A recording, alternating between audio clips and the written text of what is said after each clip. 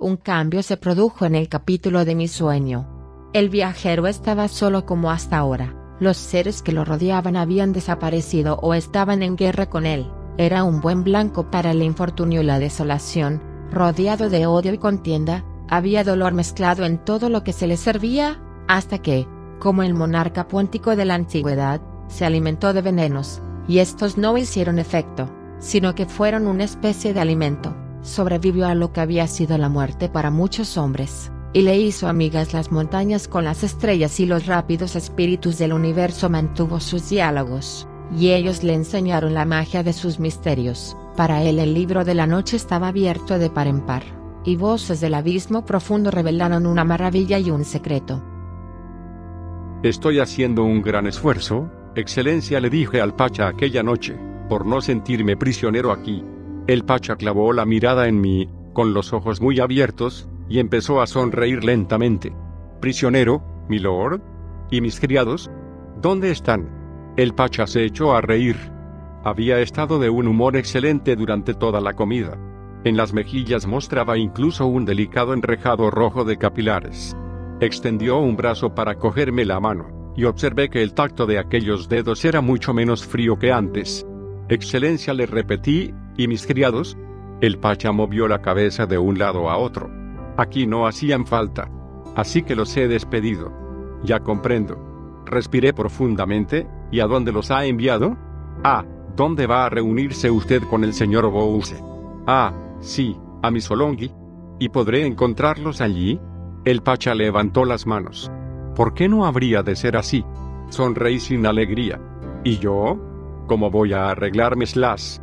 Mi querido Lord Byron, me dijo el Pacha cogiéndome la otra mano, me miró a los ojos como si estuviera tratando de ganarse mi amistad. Está usted aquí como invitado mío. Todo lo que tengo es suyo. Créame, hay muchas cosas aquí que descubrir, muchas cosas que le pueden ser reveladas. Se inclinó hacia mí, con la boca ligeramente abierta, y me besó suavemente en el cuello. Tuve la impresión de que la sangre se me desbocaba al sentir contacto de aquellos labios. El Pacha me pasó los dedos por entre el cabello y luego volvió a reclinarse en los cojines del canapé que ocupaba.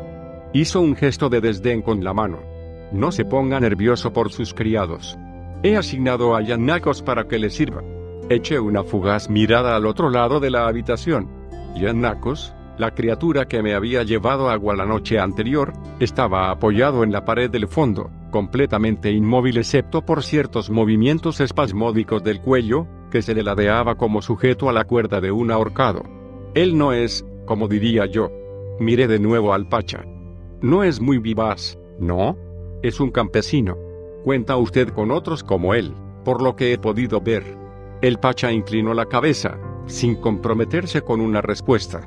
En el gran salón continué diciendo todos se parecían a Giannakos.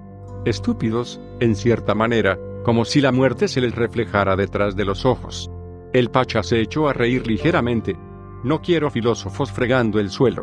Así nunca se haría nada. Volvió a reírse de nuevo y luego permaneció sentado en silencio. Me observó con los ojos entornados. Tiene usted que decirme, milord, ¿qué le pareció el salón? Me pareció asombroso. Asombroso y escalofriante. Fui yo quien lo hizo construir, ¿sabe? Lo miré con sorpresa. ¿De veras? Hice una pausa, qué extraño. Me dio la impresión de que era mucho más antiguo. El Pacha no dijo nada, y sus ojos parecieron convertirse en vidrio. ¿Ha visto el resto del castillo? Me preguntó finalmente. ¿Ha visto el laberinto? Asentí con la cabeza. Eso es verdaderamente antiguo, milord. Lo hice reparar, pero sus cimientos datan de mucho tiempo antes de mi época. ¿Habrá oído usted hablar de Thanatópolis, quizá? La ciudad de los muertos. ¿Le dice algo? Fruncí el entrecejo e hice un movimiento de negación con la cabeza. No me sorprende, dijo el Pacha. Prácticamente no he encontrado ninguna referencia a ella en las fuentes antiguas que he consultado, aunque de su existencia bien usted ha visto las pruebas por sí mismo. Se creía que esta montaña era la entrada al mundo subterráneo, y por eso se construyó aquí un templo en honor a Hades, el señor de los muertos. El laberinto conducía al recinto sagrado, para simbolizar en piedra, supongo, los misterios de la muerte. Permanecí sentado en silencio. Qué fascinante, dije finalmente. Nunca había oído hablar de un templo dedicado a la muerte. No. El Pacha entornó los ojos y observó el resplandor de la llama de las velas. Quedó abandonado y olvidado, ¿comprende, Y luego se edificó aquí una ciudad bizantina, y más tarde una fortaleza veneciana. Ya se habrá fijado usted en la variedad de estilos arquitectónicos que contiene este castillo. Sin embargo, ningún asentamiento duró más de una generación, a lo sumo. El Pacha esbozó una sonrisa. Es extraño que ambas cosas hayan desaparecido tan pronto. ¿Qué les ocurrió? Nadie lo sabe con certeza. ¿Usted no tiene alguna teoría? El Pacha se encogió de hombros. Volvió a mirar la llama de la vela. Circulan algunas historias, dijo al cabo de un rato. Hasta el momento, en esas mismas fuentes antiguas que le acabo de mencionar, solo hay una leyenda, al menos que yo haya podido encontrar.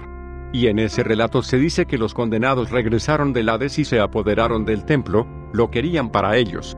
Lo que resulta extraño es que los campesinos de hoy día tengan un cuento popular que es muy parecido. Dicen que este lugar está habitado por los muertos. Todo aquel que construya aquí, todo aquel que viva aquí, deberá ir pronto a engrosar las filas de los condenados. Hablan de demonios. De hecho, creo que usted mismo ya mencionó la palabra. En Yanina hablan de los Bardoulacha. Sonreí débilmente. Divertido. Sí, ¿no es cierto? El Pacha enseñó los dientes al esbozar una sonrisa. Y sin embargo, es cierto que esos asentamientos se desmoronaron. Sí, convine yo sonriendo, pero debe de haber algún motivo más verosímil para ello que el hecho de que todos los colonos se convirtieran en demonios. Mi sonrisa se hizo más amplia, ¿no cree, Excelencia? Al principio el Pacha no me respondió. El castillo, dijo al cabo de un rato sin dejar de mirar hacia las sombras, es mucho más extenso de lo que usted podría llegar a imaginar. Sí, asentí. He visto una muestra de su tamaño. Incluso así, no puede usted hacerse una idea. En las profundidades, en las que ni siquiera yo mismo he podido penetrar apenas, hay kilómetros de piedra sin ninguna iluminación, y lo que habita en esa oscuridad, bueno, no me gustaría hablar de ello. El Pacha se inclinó hacia mí de nuevo, me apretó la mano. ¿Pero existen rumores? Parece que hay atisbos de cosas oscuras. ¿Puede usted creer eso, milord? Sí, Excelencia, sí, puedo creerlo. Ah, exclamó el Pacha levantando una ceja. En el laberinto no estoy seguro, pero me pareció captar un atisbo de algo. El Pacha sonrió. ¿De un Bardoulacha?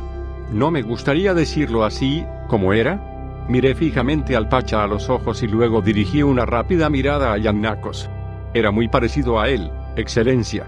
El Pacha me apretó mal la mano, y su rostro, observé, pareció ponerse pálido de nuevo. Antes mencionamos a los esclavos que friegan en el salón. También es muy parecido a ellos. El Pacha me soltó la mano.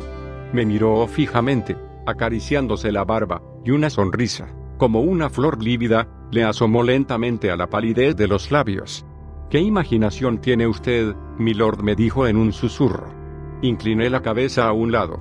He visto tantas cosas aquí, que en verdad tendría que ser muy lerdo para no preguntarme un poco acerca de ellas. Ah, ¿sí? La sonrisa del Pacha volvió a desvanecerse. Echó una ojeada al reloj que había a su lado, encima de una mesita baja. Me parece que ya es hora de que nos retiremos a dormir. No me moví. Excelencia, le pregunté. En el gran salón vi un templete. De estilo árabe. ¿Lo construyó usted? El Pacha me miró fijamente. Me indicó el reloj. Milord, dijo. ¿Por qué lo hizo construir? Y de un modo tan blasfemo, con la cabeza de una mujer sobre la entrada. Una expresión de ira cruzó por el rostro del Pacha.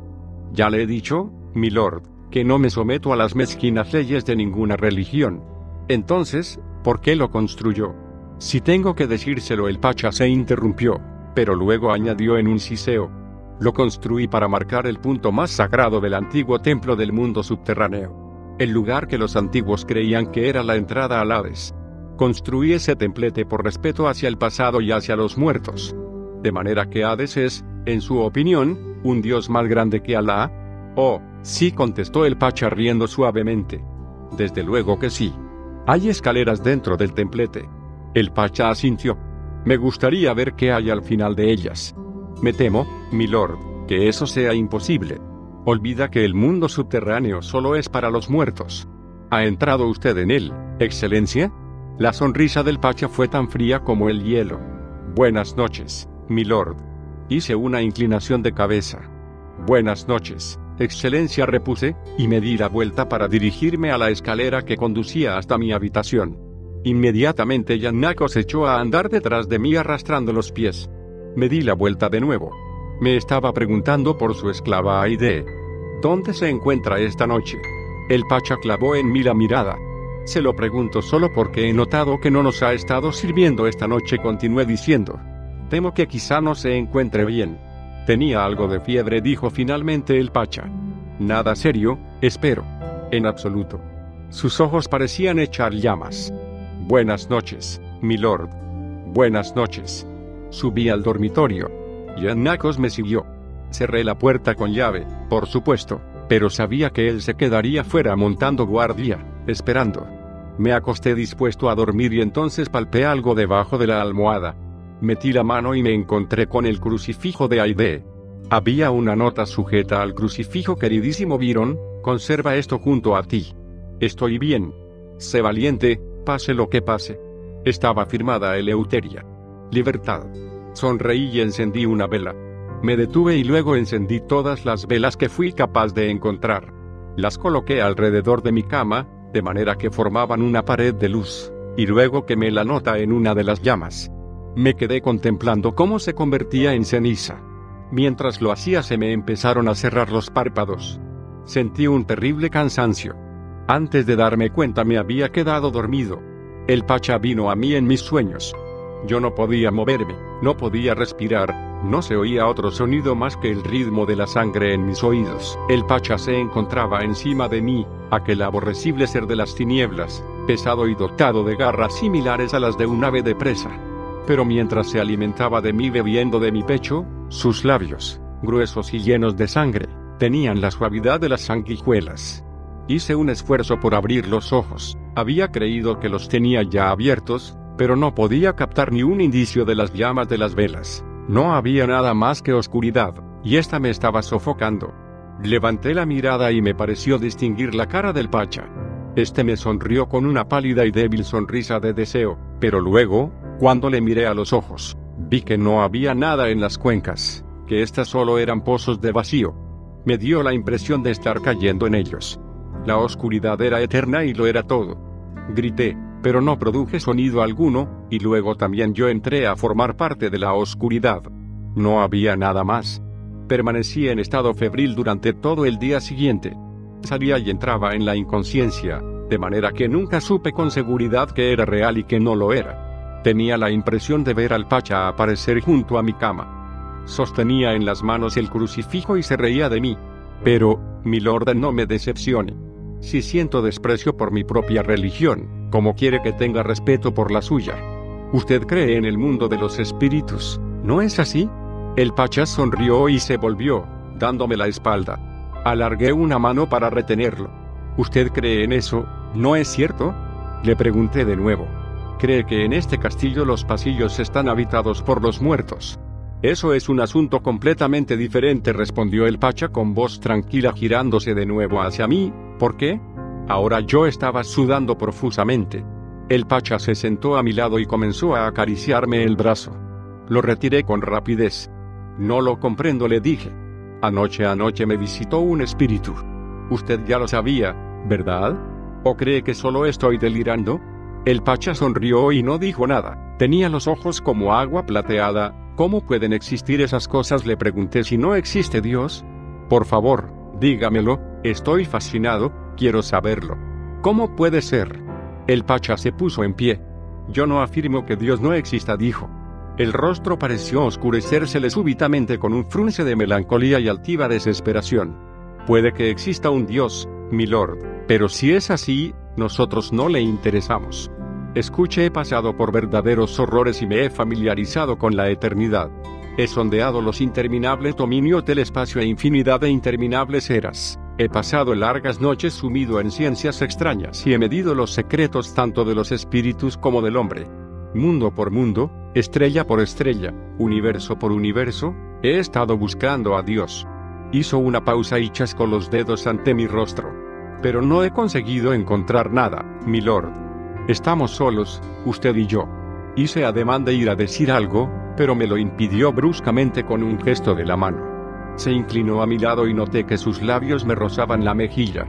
Si quiere compartir mi sabiduría, me susurró suavemente al oído, no le quedará otro remedio que zambullirse, como he hecho yo, en las cavernas de la muerte. Sentí que volvía a besarme. El dolor es sabiduría, milord, dijo en un susurro, y su aliento me rozó la piel tan suavemente como la brisa. Solo tiene que recordar esto: el árbol de la ciencia no es el de la vida. Y me acarició los labios con los suyos, de manera que sus palabras fueron como un beso. Se marchó, y volví a sumergirme en aquella ciénaga que eran mis sueños. El tiempo no significaba nada para mí, y las horas, incluso los días, pasaron en medio de una bruma febril. Pero Giannakos siempre estaba allí, y cada vez que yo recuperaba el conocimiento veía aquellos fríos ojos que me miraban. Empecé a mejorar.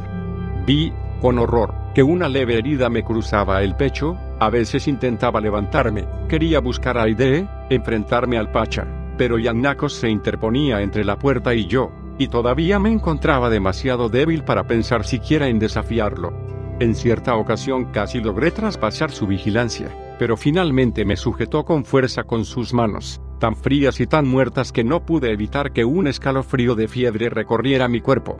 Regresé casi a rastras hasta el canapé. El cansancio me obligaba a cerrar los párpados otra vez. Me quedé dormido casi antes de llegar a las mantas. En mi sueño, me encontraba en la torre del Pacha. Este no hablaba, pero me llevó hasta el telescopio. Miré por él, vi estrellas y galaxias que giraban adentrándose en la eternidad, y luego me pareció como si nosotros estuviésemos caminando por el espacio, una oscura e interminable inmensidad de aire. El Pacha sonrió y me señaló hacia un punto. Miré hacia allí. Detrás de nosotros había un pequeño punto azul, y mientras avanzábamos como rayos del sol, el punto se iba haciendo cada vez más diminuto al tiempo que un halo de luz se iba formando a su alrededor, de manera que se parecía bastante a todas las demás estrellas. Luego desapareció, y todo lo que quedó de él fue solamente una masa de innumerables luces. ¡Qué pequeño es nuestro mundo!, pensé aturdido y embriagado. Avanzamos velozmente a través del espacio, a través de un universo sin fin y en expansión, y sentí que me dolía el alma al ver lo hermoso que era y lo inimaginable. El Pacha se volvió hacia mí. Su cabello blanco estaba coronado por el resplandor de incontables estrellas. Sonrió. Sentí que sus dedos rozaban los míos, y luego aquel contacto desapareció. De pronto me encontré en la oscuridad. El aire que me rodeaba era espeso y fétido. Yacía de espaldas. Me esforcé por levantarme. Solo distinguía ante mí un arco, y veía el techo abovedado sobre mi cabeza. Me encontraba en el laberinto. Traté de ponerme en pie, pero el techo era demasiado bajo, así que me puse a andar a gatas hasta que el peso de una piedra me aplastó. Sentí que algo me rozaba un costado y, por primera vez, comprendí que estaba desnudo. Unos dedos me sujetaban el brazo. Volví la cabeza y vi a Giannakos. Tenía los labios tan blancos que parecían gusanos.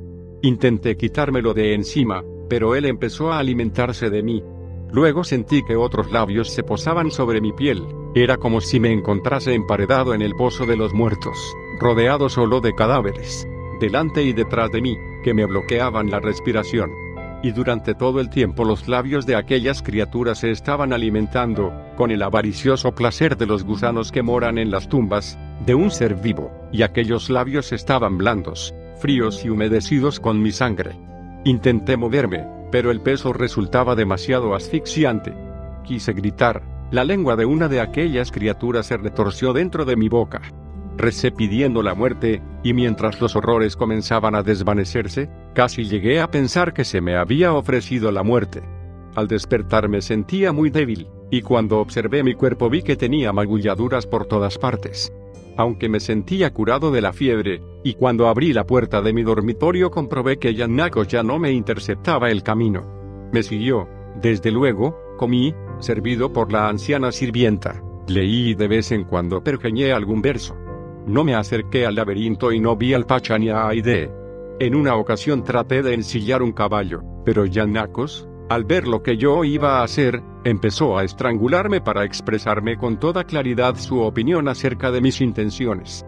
Me aparté del caballo dando tumbos. Giannakos aflojó la presión. De pronto me di la vuelta y le pegué un puñetazo con todas mis fuerzas. Había boxeado para Arrow, Giannaco se tambaleó y estuvo a punto de caerse. A punto, pero no llegó a hacerlo. En cambio arremetió de nuevo contra mí, cogí un par de espuelas y le crucé con ellas la garganta.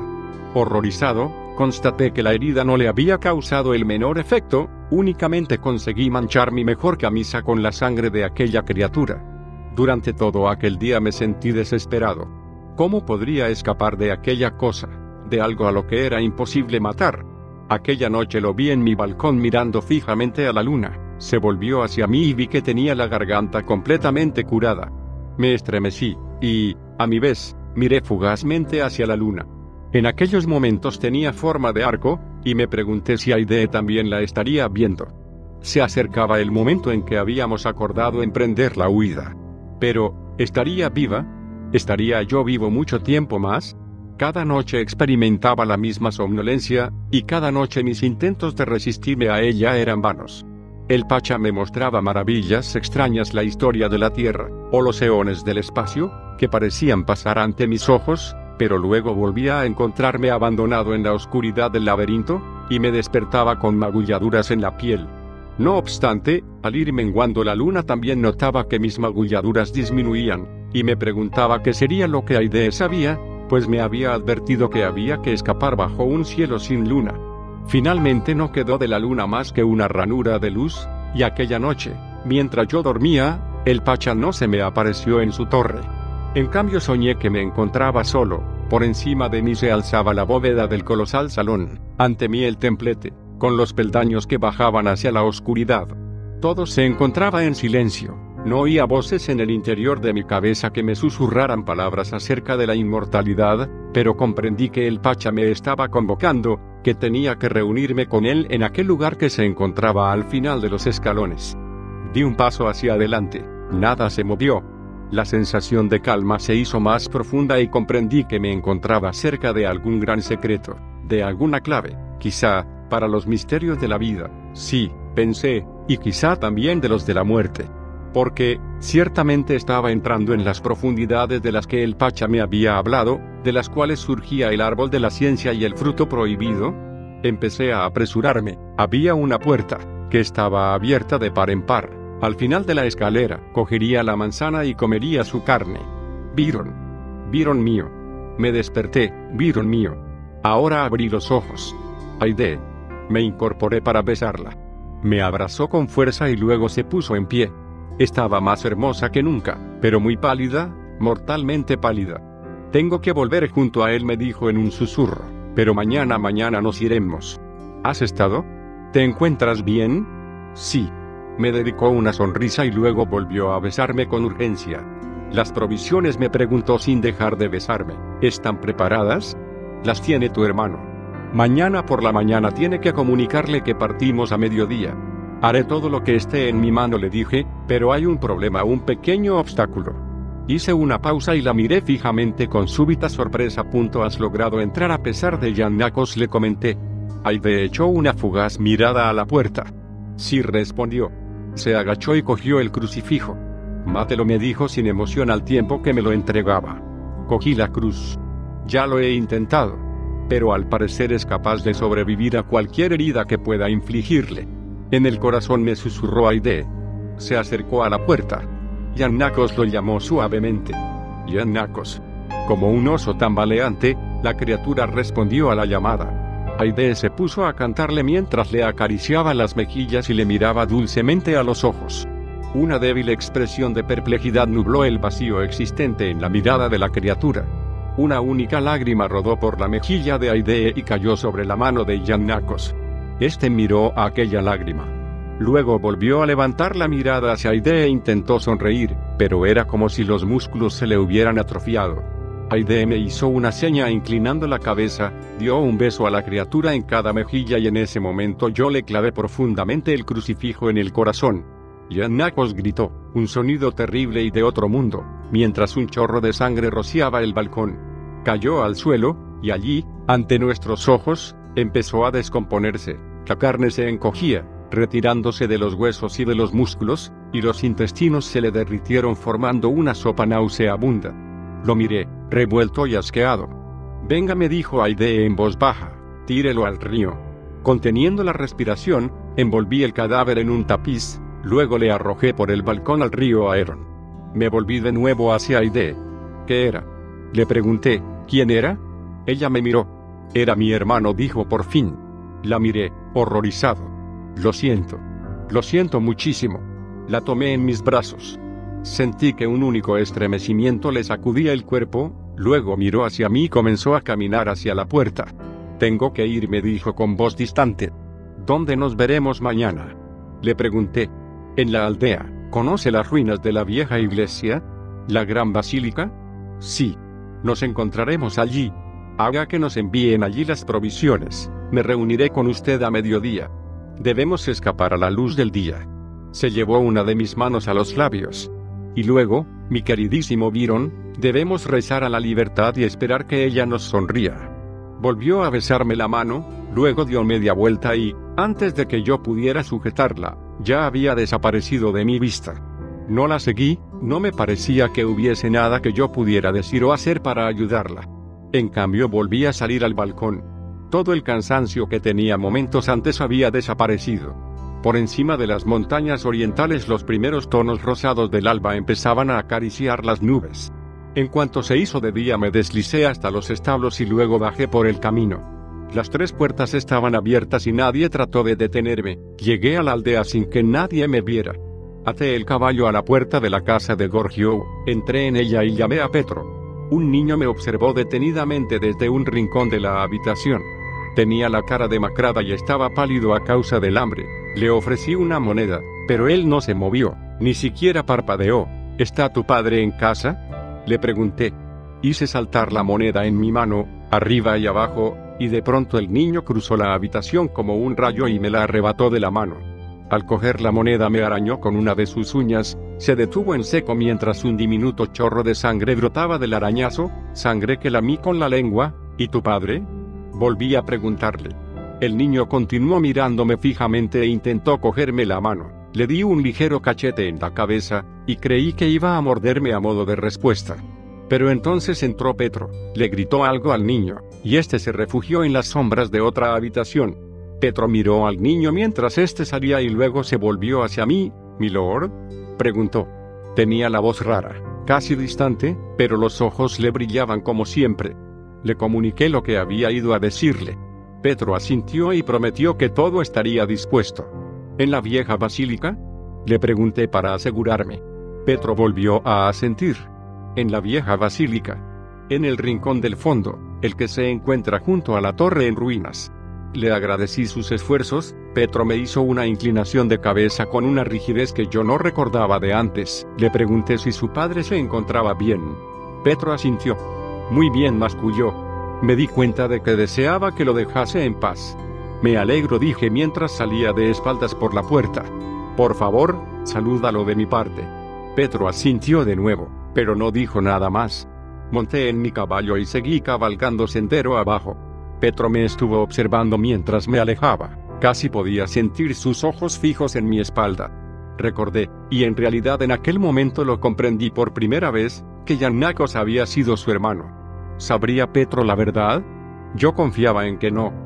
¿Qué podría haber más terrible, pensé, que ver a tu propia carne y a tu propia sangre transformadas en semejante cosa?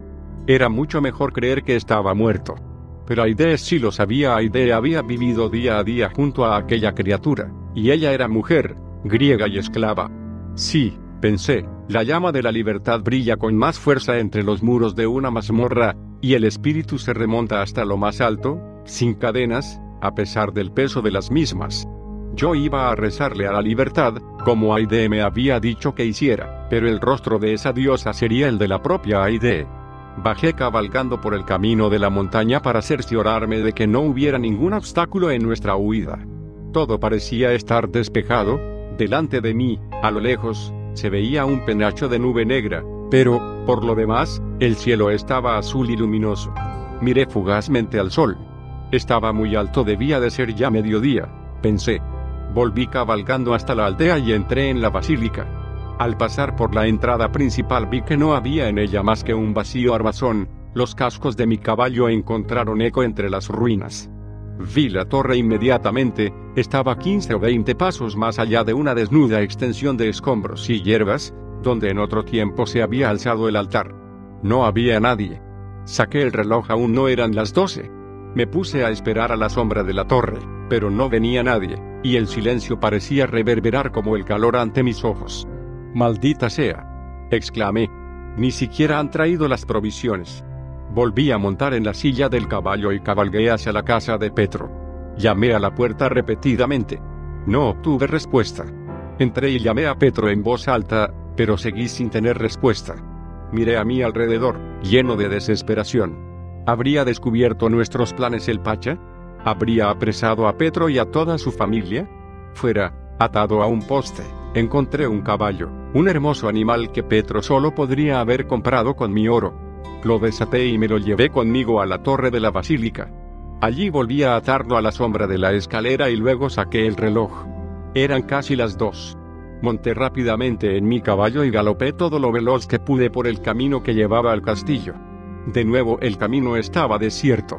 No se movía ni un alma, el calor era ya insoportable y flotaba, denso, sobre las blancas rocas de la ladera de la montaña.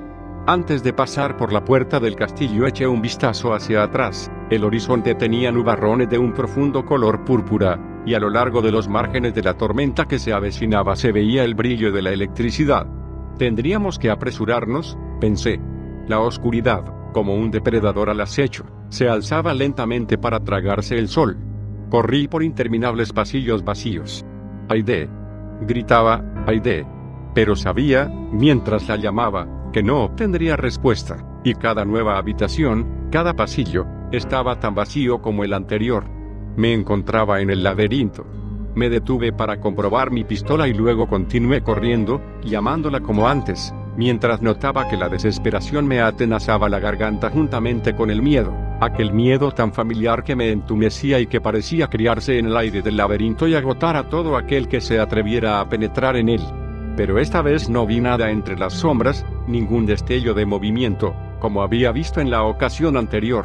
Me encontré junto a los mosaicos de la diableza y el niño parecido a Cristo, intenté no mirarla y seguí adelante, tropezando, luego pasé bajo la marquesina y penetré en el salón. Me detuve de nuevo y miré a mi alrededor. Por encima de mí se alzaba la bóveda, los pilares y los colosales muros de aquella mazmorra me rodeaban. Miré la escalera, estaba desierta. Miré el suelo de piedra, también estaba vacío, sin aquellas figuras encorvadas que había tenido ocasión de ver la otra vez que había estado allí. «Aide». Volví a gritar, «Aide». Contemplé desesperado la pirámide de fuego, acompañando con los ojos las llamas hasta la cima. Luego mis hombros se derrumbaron, bajé los ojos. Me quedé mirando el templete que se alzaba en el centro del salón. Lenta y deliberadamente, amartillé la pistola. Volví a mirar a mi alrededor, con paso comedido, caminé hacia la entrada. Penetré en el templete y me quedé esperando. Pero nada ocurrió. Allí no había ninguna criatura, nadie que me impidiera bajar por los escalones. Me quedé mirando lo que tenía delante, igual que en la ocasión anterior, los escalones se perdían en las tinieblas. Empecé a descender, y a cada paso que daba apretaba con más fuerza la pistola, cada vez con más fuerza. La oscuridad parecía tan densa como el rancio y muerto aire. Me detuve para ver si mis ojos podían acostumbrarse a ella, pero al final no tuve más remedio que seguir avanzando a tientas. El mundo subterráneo, milord, es solo para los muertos. Las palabras del Pacha parecían elevarse y resonar en mis oídos. En aquel preciso momento palpé algo delante de mí. Levanté la pistola, luego respiré profundamente y volví a bajarla. Me encontraba junto a una puerta. Busqué a tientas el picaporte y la abrí. Al otro lado la escalera continuaba siendo tortuosa, pero ahora estaba iluminada con una luz tenue que lanzaba destellos de color rojo rubí, y en las paredes vi frescos de estilo árabe. Las pinturas parecían ilustrar la historia de Adán y Eva, pero Eva se encontraba situada a un lado, pálida y blanca, como desangrada, mientras que Adán se encontraba en brazos de otra mujer, y ésta se estaba alimentando de él, y vi que su rostro era el mismo de la mujer que había sobre la entrada del templete. Seguí caminando. El parpadeo de las sombras sobre la piedra iba aumentando y el color se iba haciendo de un rojo más profundo, así que me pregunté si los antiguos habrían estado en lo cierto y me encontraba realmente en los escalones que conducían al infierno. Entonces vi que estos acababan y que más allá parecía haber una cámara de piedra. Comprendí que, tan profundo en las entrañas de la tierra, aquello solamente podía ser una sepultura. Levanté la pistola, dispuesto a disparar. Luego franqueé la entrada y entré en la cripta. Lord Byron hizo una pausa. Rebecca, que llevaba mucho tiempo sentada en silencio, se sentía reacia a hablar, a animarle a que continuase. Así que permaneció inmóvil observando al vampiro, que parecía mirar fijamente, no a ella, sino a lo que fuera aquello que había encontrado tantos años antes en aquella cámara de piedra. Se acariciaba el mentón con la punta de los dedos y tenía el rostro sin expresión alguna, pero en sus ojos parecía brillar una misteriosa sonrisa. Había llamas, dijo finalmente. Llamas que salían de una grieta situada en el extremo más alejado de la estancia, y delante de las llamas se alzaba un antiguo altar lleno de inscripciones referidas a Hades, el señor de la muerte. Aide se encontraba junto al altar. Yacía de espaldas, encantadora y afligida, con los velos rasgados y la túnica arrancada, lo que dejaba al descubierto sus senos, y el pacha se estaba alimentando de ellos, como el niño que succiona la leche de su madre. A veces daba la impresión de detenerse, y entonces acariciaba el pecho de la muchacha con las mejillas y los labios. Me di cuenta de que jugueteaba con el flujo de la sangre que corría por ellos. Aide se removía y gemía, pero no podía levantarse porque el pacha le sujetaba las muñecas con sus brazos, y ella estaba débil, muy débil. No obstante, llamaba la atención la ternura con que bebía de ella el pacha. De nuevo le acarició el pecho con la mejilla y le tiñó el pezón de rojo con la sangre que tenía en la lengua. De pronto Aide emitió un grito sofocado y rasgó el aire con los dedos. Apretó las piernas alrededor de las del pacha. Sentí un estremecimiento. Con brazo firme levanté la pistola, di un paso adelante y coloqué la pistola en la cabeza del pacha. El pacha se giró ligeramente para mirarme. Tenía en los ojos un brillo plateado, las mejillas estaban gordas y repletas, e hilos de baba sanguinolenta le colgaban de los labios y del bigote. Sonrió, dejando al descubierto al hacerlo unos dientes blancos y afilados. Me miró, y pensé que iba a lanzarse a mi garganta. Pero cuando presioné con la pistola contra una de las sienes, se tambaleó y cayó como una garrapata abotagada a la que se arranca de su anfitrión. Entonces me di cuenta de que aquella comparación no era ni más ni menos que la estricta verdad. El pacha quedó tumbado de lado, rollizo, hinchado, ahito de sangre, y cuando trató de levantarse solo pudo apoyar la cabeza en la base del altar. Era como si estuviera borracho, constaté, tan embriagado que apenas si podía moverse. Mátelo, me susurró suavemente Aide. Se había puesto en pie, pero tenía que apoyarse en un brazo. Mátelo, repitió. Dispárele al corazón. El pacha se echó a reír. ¿Matarme?, dijo con desdén. Pero aquella voz sonó extraordinariamente bella en mis oídos, e incluso Aide pareció quedar hechizada por ella. Entonces la muchacha avanzó hacia las sombras y vi que cogía una espada. Debía de haberla dejado allí con anterioridad, dispuesta para cuando se presentase una oportunidad como aquella. Una bala llega más profundo, le dije. Por favor, Aide, suelta la espada. El pacha volvió a reírse. ¿Ves, mi linda esclava?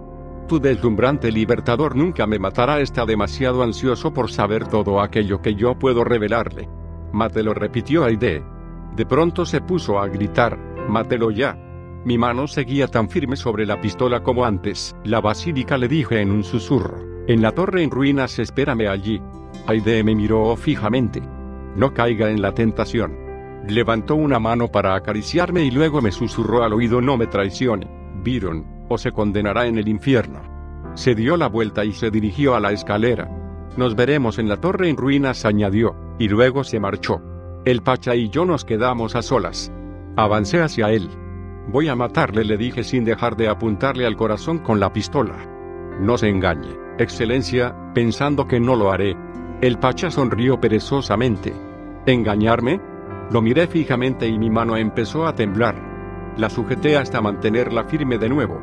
¿Qué es usted?, le pregunté. ¿Qué clase de cosa? Sabe muy bien lo que soy. Un monstruo, un bardoulacha, un bebedor de sangre humana. ¿Debo beber sangre? Sí, asintió el Pacha. Pero hubo un tiempo en que fui un hombre muy parecido a usted. Y de momento, mi querido Lord Byron, poseo el secreto de la inmortalidad, como usted bien sabe. Me sonrió y recalcó como usted bien sabe. Moví la cabeza a ambos lados. ¿Inmortalidad? Lo miré fijamente, con asco. Pero usted no está vivo.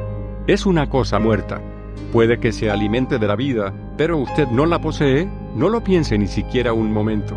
Se equivoca, se equivoca. No, milord.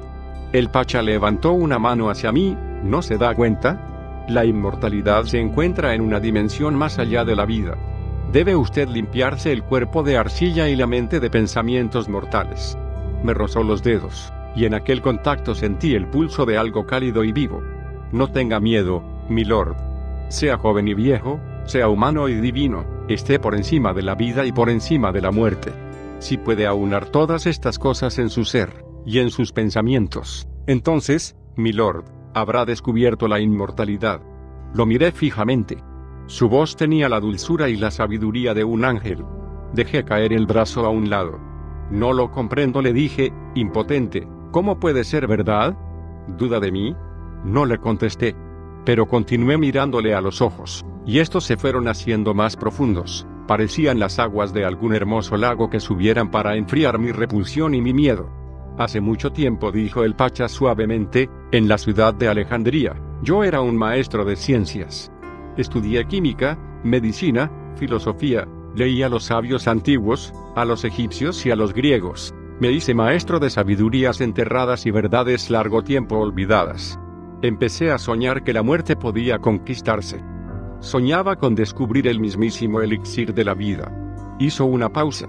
Una ambición fatídica que habría de decidir mi destino.